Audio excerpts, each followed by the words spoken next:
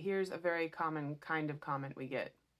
I'm asking you to provide a specific example of someone who got an abortion after 24 weeks to support your claims. Are you lying again? No, I'm not lying. I've talked many times about how not all abortions after viability or even into the third trimester are for medical emergencies, and I will be happy to give you examples.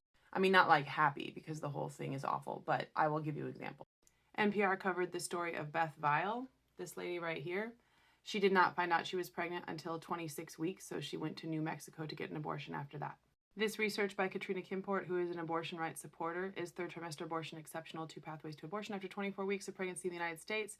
She profiles multiple women who got abortions after 24 weeks, I think even after 26 weeks, because they didn't know they were pregnant sooner. One of the examples, Veronica did not find out she was pregnant until she was 25 weeks along, so she got an abortion after that. Autumn, she didn't know until she was 26 weeks along, so she got an abortion in the third trimester because she didn't know she was pregnant sooner. To be clear, when a woman gets an abortion after viability on a healthy fetus, it's not always because she didn't know she was pregnant sooner.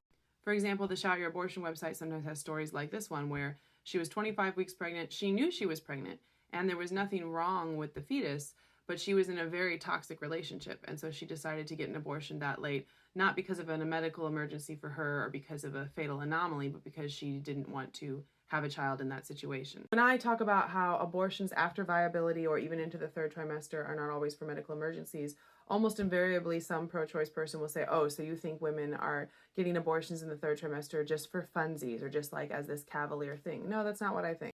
I think women will abort healthy, viable fetuses because they had some other very serious situation come up that was not a fatal fetal anomaly. It was not a medical emergency for them, or because they didn't have the resources to get an abortion earlier, or because they didn't know they were pregnant earlier. You can find a lot more discussion about this whole concept here.